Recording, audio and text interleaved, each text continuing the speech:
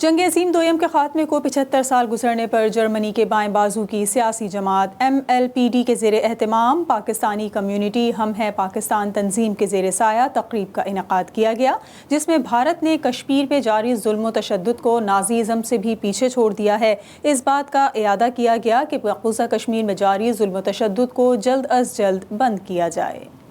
Corona virus کے باعث احتیاطی تدابیر کے ساتھ منعقدہ جلسے میں مختلف ہیومن رائٹس NGOز نے شرکت کی۔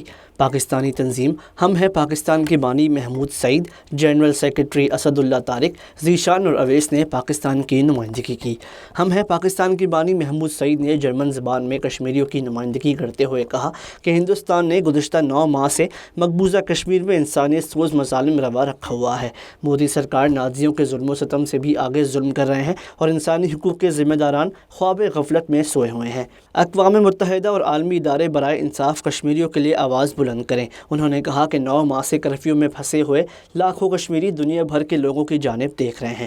اس موقع پر مختلف NGOز نے دوسری جنگ عظیم کے خاتمے کو انسانیت کی کامیابی قرار دیا اور دنیا بھر میں امن کی بحالی کا کردار ادا کرنے پر زور دیا۔ 8 مئی کو ہر سال دوسری جنگ عظیم کے خاتمے کے دن کے طور پر منایا جاتا ہے اور جرمنی بھر میں خصوصی تقریبات کا اہتمام کیا جاتا ہے۔ اس سال 8 مئی کو یورپ میں جنگ عظیم دوم کے خاتمے کو 75 برس پورے ہو گئے ہیں۔